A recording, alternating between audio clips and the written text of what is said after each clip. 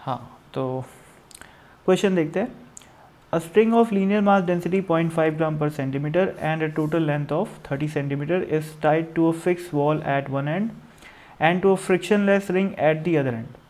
तो ये frictionless ring है, तो ये रस्सी का ये जो राइट एंड है वो फ्री एंड की तरह बिहेव करेगा, है ना। कैसे एंड की तरह? फ्री एंड की तरह। और ये वाला जो एंड है वो दीवार पे फिक्स है, दीवार से अटैच है। इसका मतलब ये वाला जो एंड है वो फिक्स्ड एंड की तरह बिहेव करेगा, है ना।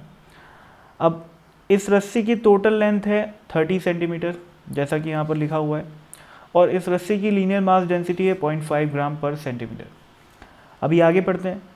The ring can move on a vertical rod, ठीक है भाई। A wave pulse is produced on the string which moves towards the ring at a speed of 20 centimetre पर सेकेंड। वेव स्पीड अपने को 20 सेंटीमीटर पर सेकेंड दी हुई है। A pulse is symmetric about its maximum, which is located at a distance of 20 cm from the end joint to the ring. अब ये जो pulse का सेंटर है ना, ये वाला पॉइंट, वो इस फ्री एंड से 20 सेंटीमीटर के दूरी पे है, ऐसा लिखा हुआ है, ठीक है। और वो pulse symmetric about its maximum, मतलब क्या हुआ कि ये और ये बिल्कुल सेम है, सिमेट्रिक है ना। इसको मैक्सिमम बोलेंगे बीच वाले पॉइंट को, ठीक है। तो वो कोई ज़्यादा परेशान होने वाली बात नहीं है, लैंग्वेज का खेल है। अभी पार्ट ए में क्या लिखा हुआ है? Assuming that the wave is reflected from the ends without loss of energy. कोई एनर्जी का लॉस नहीं मानना है जब रिफ्लेक्शन होगा। Find the time taken by the string to regain its shape.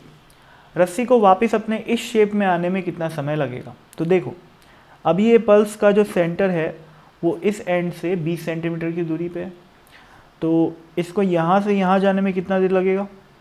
20 centimetre length है, और वेव स्पीड कितनी दी हुई है अपने को? 20 सेंटीमीटर पर सेकेंड। यानी कि यहाँ से यहाँ जाने में कितना सेकेंड लगेगा? 1 सेकेंड। उसके बाद यहाँ से वहाँ वापस आने में कितना समय लगेगा? फिर से 1 सेकेंड। और पता होना चाहिए कि फ्री एंड से जब रिफ्लेक्शन होता है तो रस्सी जो पल्स होती है वो इन्वर्टेड नहीं होती, है ना, एज इट इज़ रिफ्लेक्ट हो जाती है।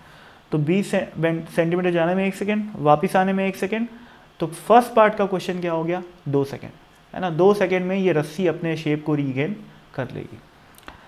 लोगों को दिक्कत आती है सेकेंड पार्ट सॉल्व करने में। सेकेंड पार्ट क्या है? The shape of the ring changes periodically, the shape of the string changes periodically with time, find the time period. Actual में ये थोड़ा सा कंफ्यूजिंग है। यहाँ पर इस क्वेश्चन में लिखना चाहिए था the shape of the pulse, क्योंकि जो पल्स है वो क्या कर रही है समझना।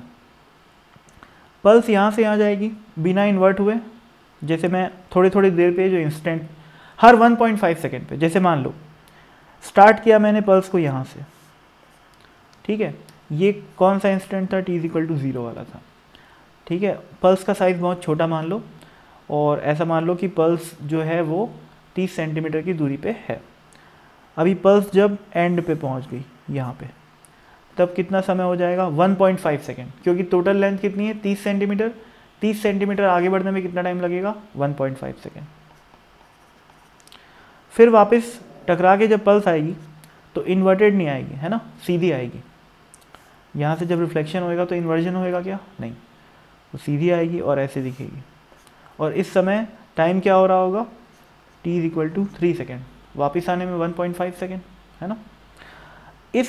इस मोमेंट के जस्ट बाद, यानी कि t=3 के जस्ट बाद कैसी रस्सी दिखाई देगी?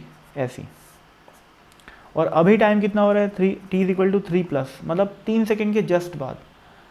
तो हुआ क्या है कि जो वेव पल्स है वो पहले सीधी थी ऊपर की दिशा में, अब वो कैसी हो गई? नीचे हो गई, है ना। तो इन्वर्जन हो गया।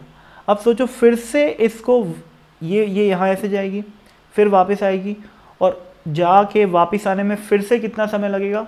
3 सेकेंड लगेगा। और उस 3 सेकेंड के बाद फिर से इन्वर्जन होएगा, और इन्वर्टेड वेव फिर से इन्वर्टेड होकर क्या बन जाएगी? सीधी बन जाएगी। तो हर 3 सेकेंड में क्या हो रहा है? पल्स का जो शेप है वो बदल रहा है, सीधा से उल्टा, फिर उल्टा से सीधा, फिर सीधा से उल्टा, ठीक है। तो पल्स का शेप पीरियोडिकली चेंज हो रहा है, और कितने सेकेंड में हो रहा है ऐसा? हर 3 सेकेंड में, ठीक है। तो इस सेकेंड पार्ट का आंसर क्या हो जाएगा? 3 सेकेंड, ठीक है। आगे बढ़ते हैं। What is the tension in the string? ये तो बहुत ही सिंपल सवाल है यार।